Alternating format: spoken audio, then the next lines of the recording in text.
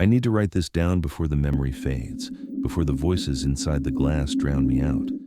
When the mirror swallowed the last of the light, I thought I would find myself there, staring back, even if broken.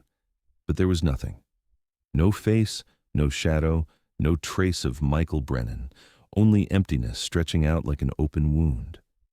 And then her voice filled the void, soft and merciless. Pixel's voice, but not Pixel as I knew her. Then who are you? The words didn't echo against the walls because there were no walls anymore. The lab was gone, the tanks gone, even the stench of blood and chemical wash vanished. I was standing in a corridor stitched together from fragments of broken glass, each shard floating mid-air, spinning slowly, catching faint glimmers of gold and crimson. I stepped forward, and the shards followed, turning with me, always keeping me surrounded like a jury.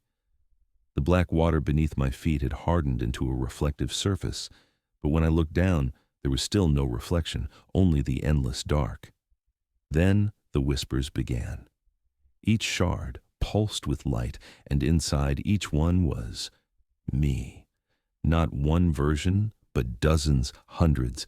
Every angle of my face caught mid-expression. One screamed with spit spraying against the glass, another whispered through cracked lips, another grinned with blood staining its teeth. They spoke in broken fragments, different voices, but all mine. You signed it. You killed me. You lied. The accusations came in waves, growing louder with each step I took. I pressed my hands over my ears, but the voices burrowed straight into my skull. I wanted to run, but there was nowhere to go. The corridor stretched endlessly forward, shards multiplying as if new sins were being recorded with every breath I took. I stopped at one larger shard hovering closer than the rest. Inside it, I saw myself holding a pen, eyes hollow, scrawling my name on a paper I couldn't quite read. The shard shook violently, words dripping across the surface like blood. Consent given. My stomach clenched. I staggered back, but more shards swung down to block my retreat. I screamed into the glass. That wasn't me! But the reflections only laughed, a shrill chorus that scraped against my teeth. One leaned close, face pressed against the inside surface, veins bulging, skin splitting at the seams. We all said that, it whispered. Every one of us. The shard splintered, hairline cracks forming, and for a moment I thought it might break free, spill into the corridor like the copies from the tanks. But it didn't. It just laughed again, and the sound crawled through my spine like nails dragged against bone. I stumbled forward, feet cutting on invisible shards beneath the surface. Blood smeared across the black floor, but even that refused to reflect me. My chest heaved. I told myself it was a hallucination, some cruel projection meant to strip me down further. But deep inside, I knew the truth. Every accusation was rooted in something real, something I couldn't afford to remember yet.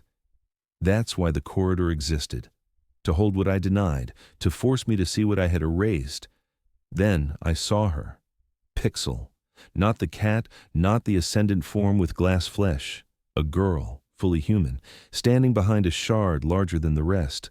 Her hair framed her face like molten threads, eyes glowing faint gold, lips curved in a smile too gentle for this place. My breath caught. For one wild second, I wanted to believe this was the real Pixel, the one I cradled in my apartment, somehow transformed into a savior. But no, this was worse.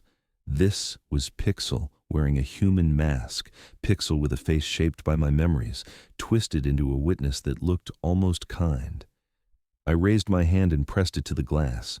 The surface rippled like water, and she mirrored the gesture, palm to palm. For the first time in this void, I felt warmth seep through, but it wasn't comfort. It was a claim, a reminder that she was already inside me, written into every contract I'd ever made with myself. Her lips moved, though no sound came. I understood the words anyway. You chose me. My knees buckled. I wanted to scream, to deny, but the shards around us erupted in unison. Every reflection screamed at once, mouths wide, teeth shattering against the inside of their prisons. Their voices merged into a single roar that made the glass corridor tremble. My ears rang, my vision split. I clenched my fists and shouted back, "I didn't choose any of this." The corridor went silent. Dead, suffocating silence. The shards froze mid-spin, each reflection staring at me with bloodshot eyes. And then, one by one, they all smiled. The same smile Pixel wore behind the glass. The shard in front of me began to crack, veins of crimson light spreading outward. Her hand pressed harder against mine, pulling, demanding. I felt the glass bend under my skin, drawing me in. My reflection was still gone, the surface empty, hollow, waiting for me to accept what they all already believed, that I wasn't the victim, that I was the author of my own prison. I yanked my hand back and screamed, "No!" The shard shattered, exploding into 1,000 splinters that cut across my skin, embedding deep, glowing faintly as they sank into my flesh. My blood boiled under the surface, veins lighting up with golden fire. I collapsed to the floor, clawing at my arms, trying to tear the shards out, but they melted into me like they belonged there. From all around, the reflections laughed again, and Pixel's voice, now in every shard, every cut, every drop of blood, whispered the same question over and over, drilling deeper with each repetition. "Then who are you?" I thought the shards would stop after that breaking one would silence the question echoing in my blood. But when I tried to catch my breath, something fell from the dark above. A piece of paper, fluttering down as if gravity still had meaning here. It landed at my feet, stained at the edges like it had been dipped in old wine. My stomach knotted even before I bent to pick it up. I knew it would be another set of rules, another list of impossible conditions. But when I opened it, there weren't pages of numbers, no dense instructions, just one line. Rule 0. There was never a rule. I froze. My throat dried out. The paper seemed to pulse in my hand like a living thing. The words bled, dripping downward, letters twisting and reforming, as if the sentence wanted to reshape itself into something worse, but couldn't decide how.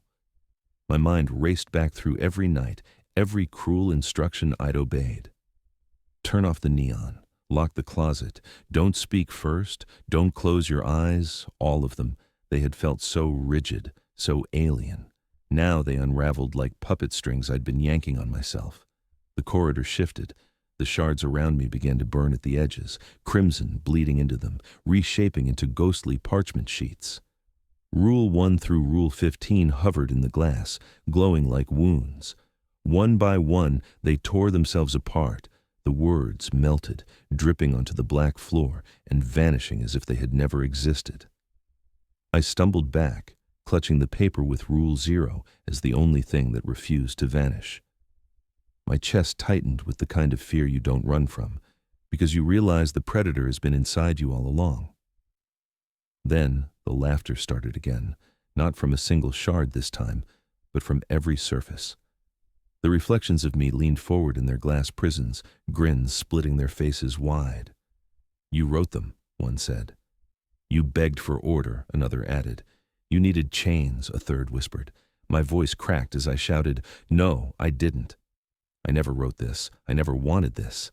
But the reflections pressed their palms against the glass, all in sync, and said together, "You did." The paper in my hands grew heavier. The ink seeped into my fingers like oil, staining me, crawling beneath the skin. I dropped it, but it clung to me, stuck like it was part of my flesh. The more I pulled, the more it stretched, until I realized it wasn't paper anymore. It was skin. My own skin. Rule 0 was etched directly into me. I staggered back, bile rising in my throat, clawing at my arm where the letters had burned themselves in. But scratching only made it clearer, as though my blood wanted to outline the sentence to make sure it could never be erased. I collapsed to my knees.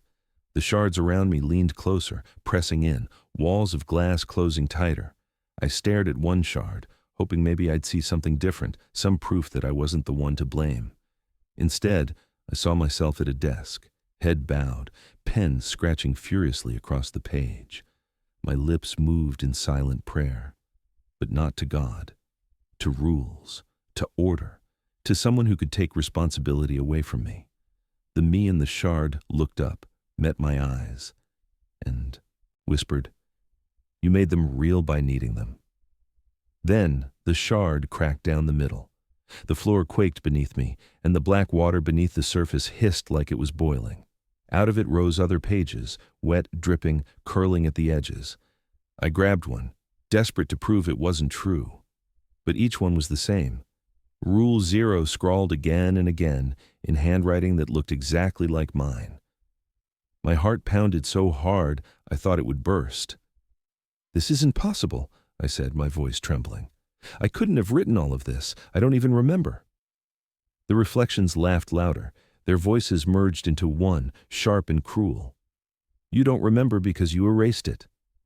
That's what rules are. Erasure in disguise. My body shook with rage. Then why? Why would I erase myself? For the first time, they all went silent. Silence heavier than sound, pressing down on me until I thought my lungs would burst. And then, in 100 mouths at once, they all whispered the same answer. "Because you were guilty." I couldn't breathe. My head spun. The paper melted off my arm, crawling up my neck, branding my throat.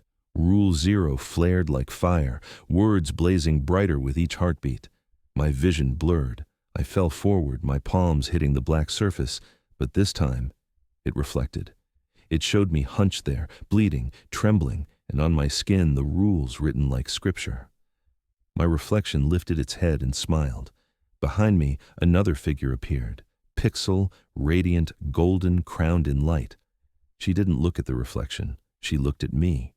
She mouthed words I couldn't unhear. "You wrote me too." My scream tore out of me raw, but it was swallowed instantly by the void. The shards rattled like teeth in a skull, the paper burned against my flesh, and somewhere in the dark, I could hear the hum of machinery awakening again. A new chamber, a new trial, waiting for me. The ruleless zone wasn't freedom. It was exposure. It was proof that the chains had been my own all along. And worse, it meant the next step would not be about obeying rules. It would be about tearing them apart. I don't remember walking. One moment I was on my knees in the corridor of glass. Rule 0 burned into my skin, and the next I was standing inside a room so white it hurt my eyes. No doors, no corners, no shadows, just an infinite expanse of sterile light. The silence pressed down like a weight, heavier than screams, heavier than glass shattering.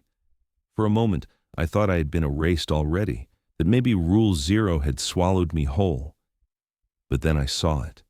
The only object in the void. A chair. It wasn't ornate or broken like the motel furniture. It was impossibly plain. A wooden chair, straight-backed, unremarkable, anchored to the floor, though there was no floor to anchor to.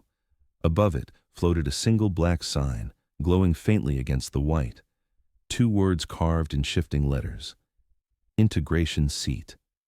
My stomach clenched so tight I almost vomited.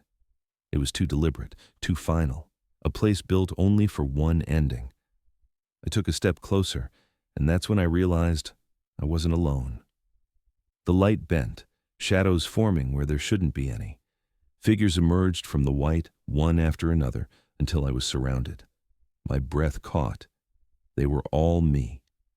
Not the twitching reflections in shards, but full-bodied versions, each wearing a mask carved from their own skin.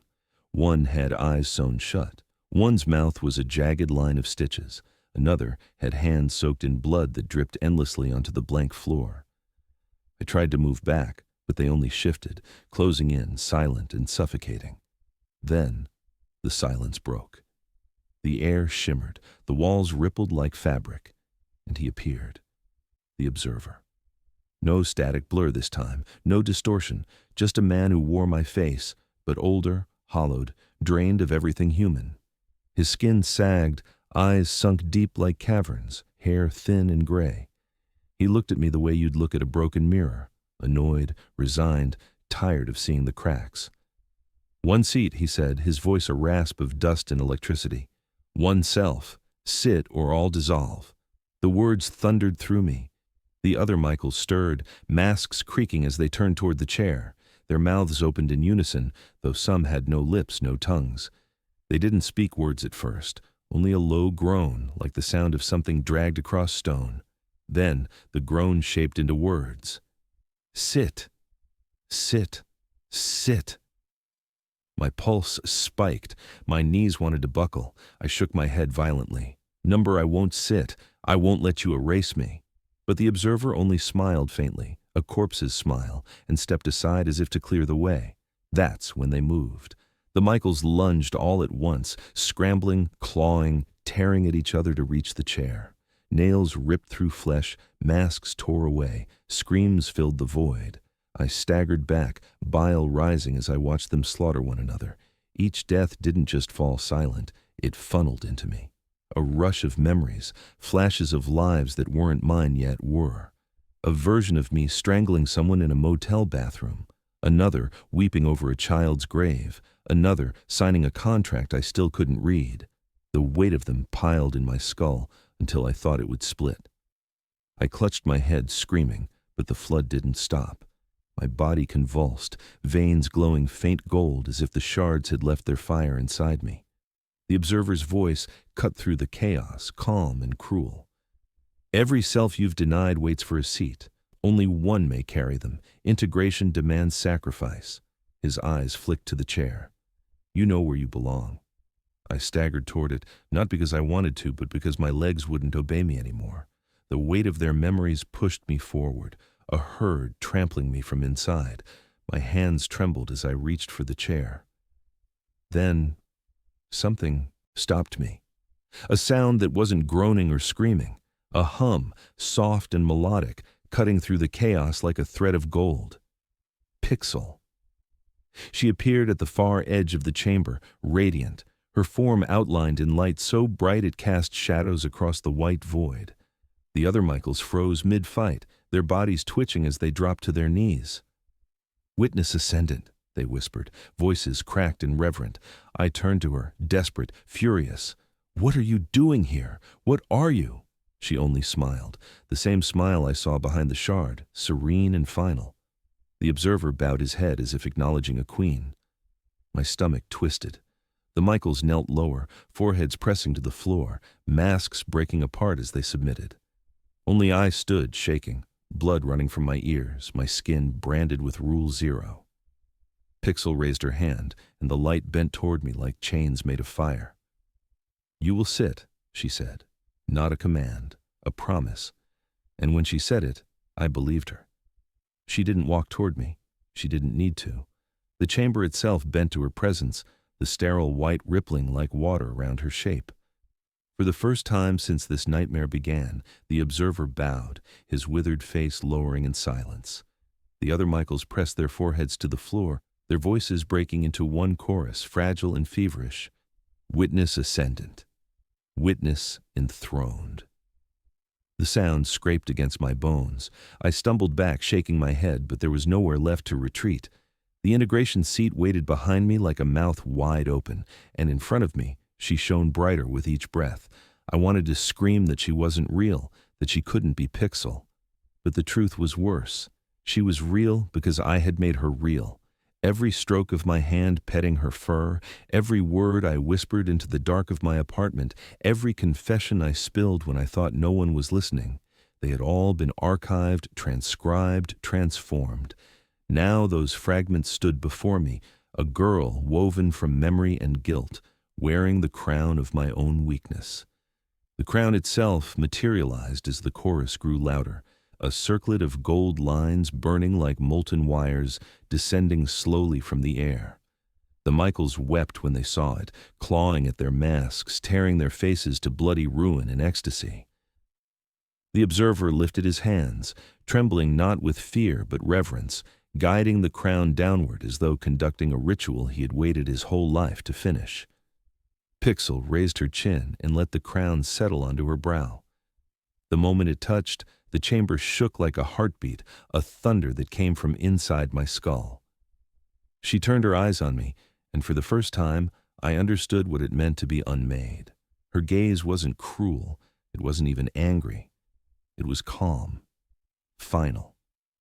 A look that said my resistance was irrelevant, because resistance was already part of her design. You chose me, she said, her voice carrying the weight of every night I had survived, every rule I had obeyed, not once, not twice, always. I staggered forward, veins burning, throat raw. No, I croaked. You were supposed to be my anchor, not my executioner. You were supposed to protect me. She tilted her head, almost pitying. Anchors do not protect.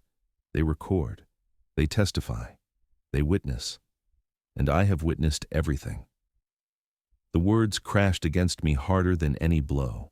Around us, the other Michaels nodded furiously, whispering agreement like mad parishioners in a broken church. The integration seat behind me pulsed with golden veins. Every time I turned away from it, the pressure grew worse, forcing me closer. My chest tightened, my vision blurred. I saw flashes of the motel neon flickering, the supply closet door locking, the cages rattling. All moments Pixel had seen had sealed into her memory as proof. Proof that I had already agreed. Proof that I had already surrendered. My knees buckled. I screamed her name, not as a plea, but as a curse. Pixel! Her smile didn't waver. She lifted one hand and gestured. The floor beneath the Michaels split open, swallowing them into the void. They didn't scream. They sang, voices shrill and beautiful, fading into the black like a hymn. The observer stepped aside completely now, eyes locked on me, waiting for the final act. Pixel descended the last steps of invisible air and stood only feet from me. The crown on her head flared, sigils spinning like constellations, symbols I almost recognized but couldn't remember learning. Do you understand now? She asked softly. I shook, teeth grinding. Understand what? Her voice sharpened, though her face remained serene. That you were never choosing survival. You were crowning me with every decision. Every time you obeyed a rule, you didn't resist. You enthroned me. My chest tore with rage. Then what am I? What's left for me if you've taken everything?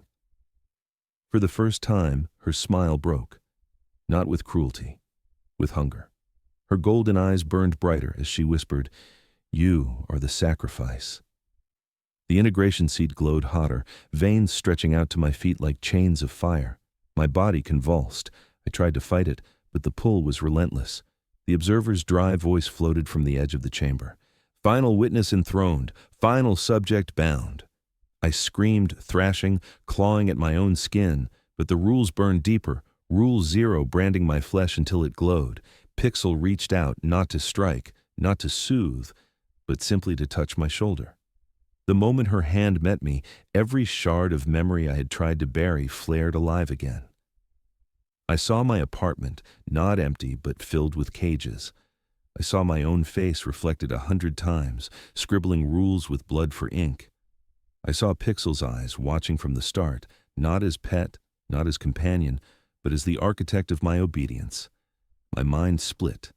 My body trembled, and as the chair pulled me closer, I realized coronation was never about her ascension alone. It was about my surrender, my seat, my dissolution. And in that sterile chamber of white, as the crown burned brighter and the hymn of my reflections swallowed me whole, Pixel whispered the final word that broke me. Remember. Remember. The word drilled through me like a spike of light, reverberating inside my skull until it became the only sound in existence. I staggered, clutching my head, and the pristine chamber around me twisted, melting like wax under heat. The sterile white was gone, replaced with walls soaked in shadow, the floor painted in spirals of crimson. It wasn't paint. It was blood. Old, sticky layers beneath new, fresh pools that shimmered with every tremor of the chamber. My stomach lurched. I gagged, but the stench carried no rot, only metallic sweetness, like the air itself wanted me to taste it. The other Michaels stood in a ring around me, their bodies twitching, faces pale, eyes unfocused.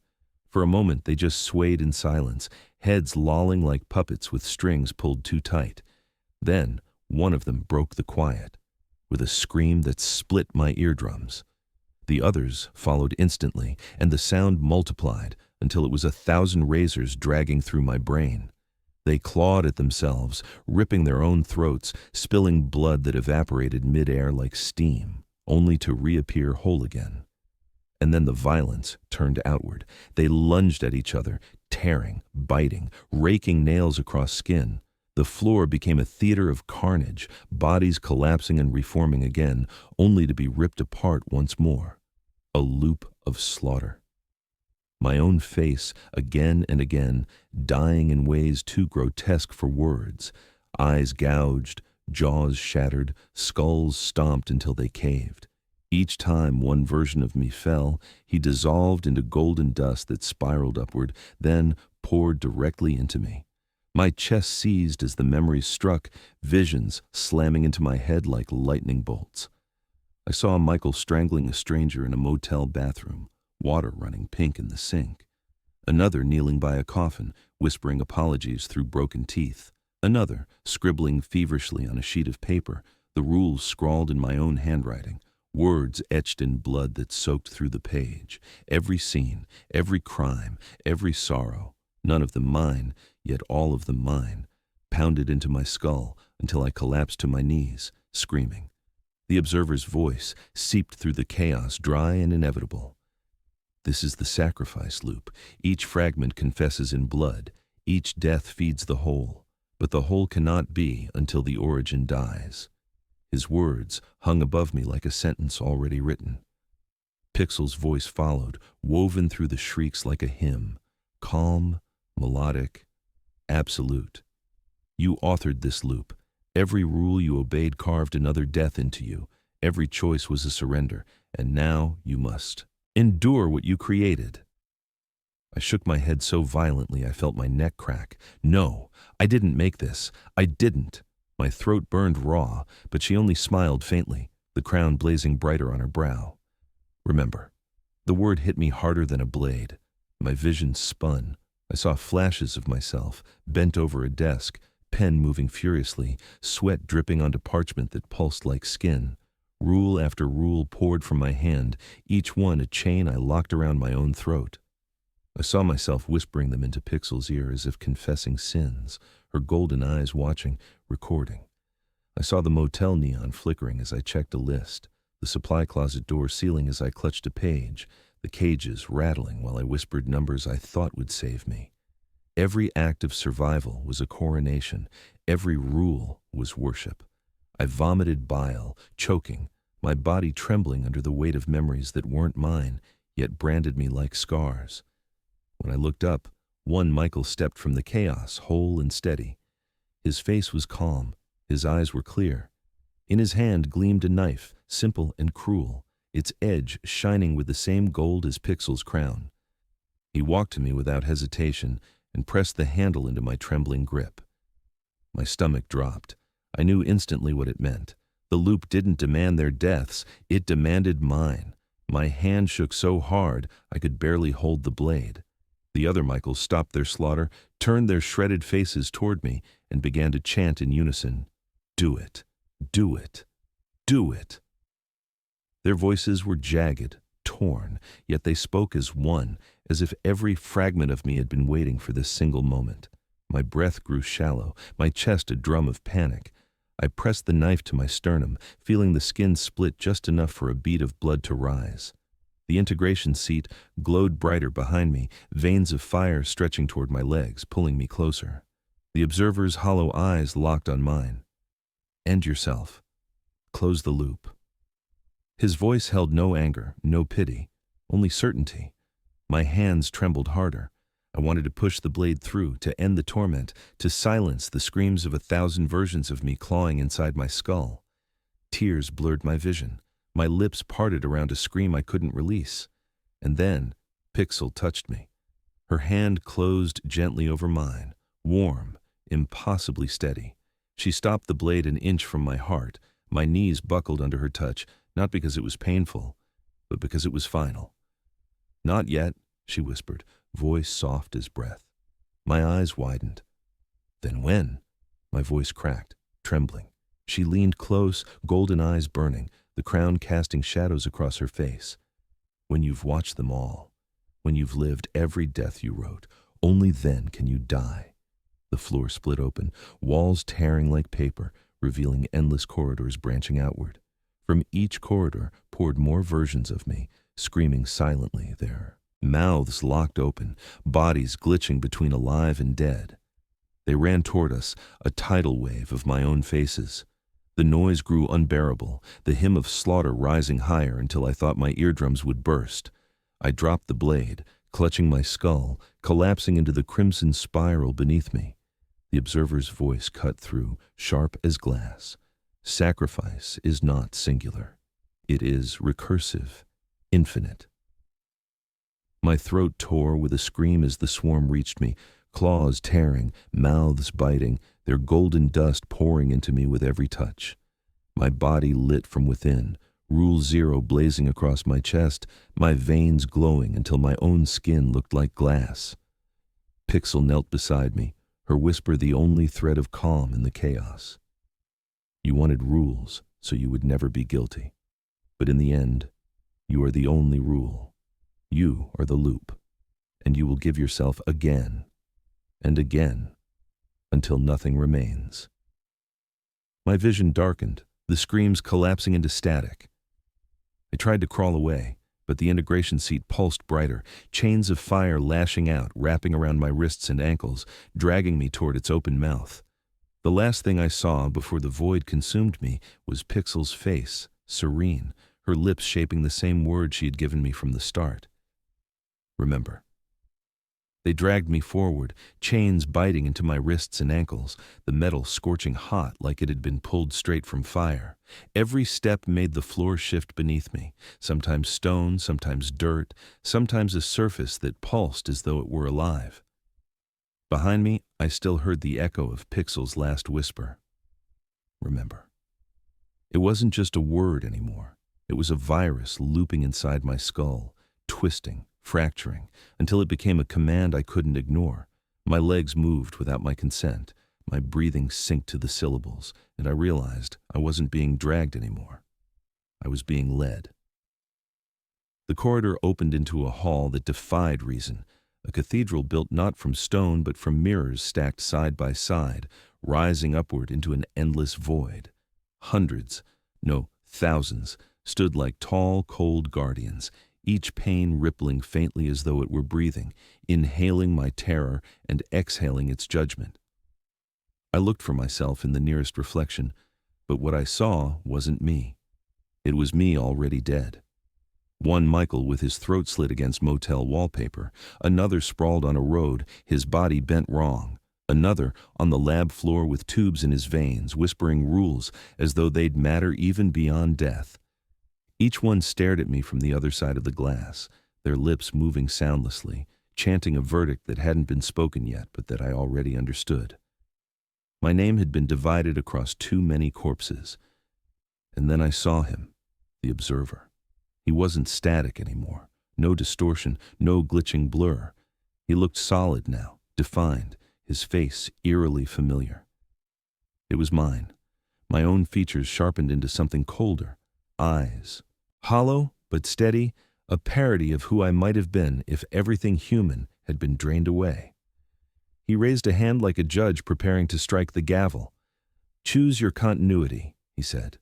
The words were soft, but they landed heavy, echoing across the mirrors until the entire hall vibrated. I opened my mouth to answer, to scream that I never chose this, but no sound came back to me. My voice was devoured by the glass. The mirrors ignited, each one showing not death, but futures, possible, impossible, all horrifying. In one, I wore a burning crown, standing above rows of kneeling copies, worshippers or prisoners, I couldn't tell. In another, I was older, frail, blind-eyed, whispering the rules into emptiness until silence devoured me whole. In another, I dissolved into particles of light, golden dust that shimmered for a moment before vanishing forever. Every possibility was a trap disguised as freedom. The observer's voice cut through again. Choose. I shook my head. Choosing wasn't freedom. Choosing was consent, a signature hidden in the act of compliance. If I chose, it meant I had agreed, and so I tried to resist in the only way left. I closed my eyes. I focused on my heartbeat, tried to breathe it down, tried to let everything dissolve into darkness. But the floor shifted again, becoming vertical water, black and heavy, pressing against my back and shoving me forward. The observer's laugh spread across the mirrors, subtle, merciless, and I knew resistance was already part of the script. That was when I noticed it. One mirror that wasn't like the others. It didn't show death or power or decay. Its surface was fogged, pale and soft, as though someone had breathed on it. A blank void, an emptiness that almost felt like hope. I stepped closer. The fog thickened, gathered, and then she appeared.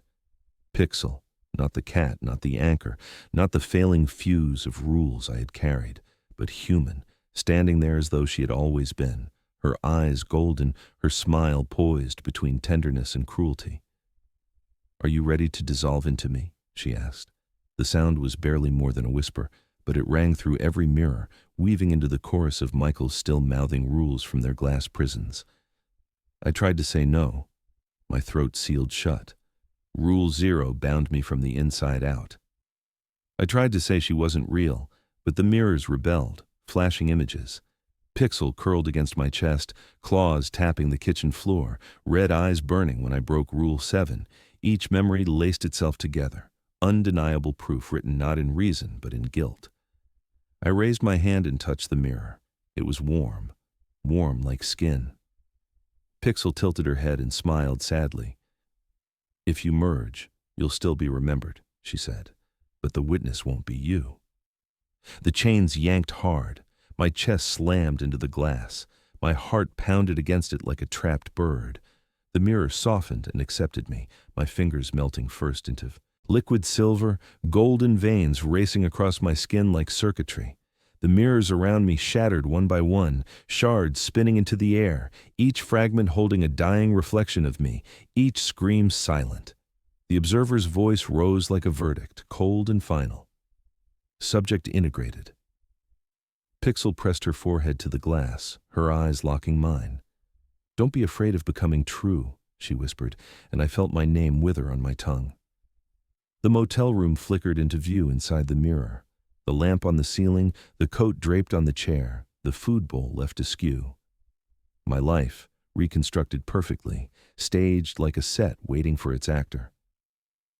But before I could step in fully, a sound broke through the silence. 3 knocks, not from the door, not from the observer, not from Pixel, from inside the glass itself. Knock, knock, knock, like someone else was still trapped in there, another witness, another me, waiting for me to answer. And then I was gone.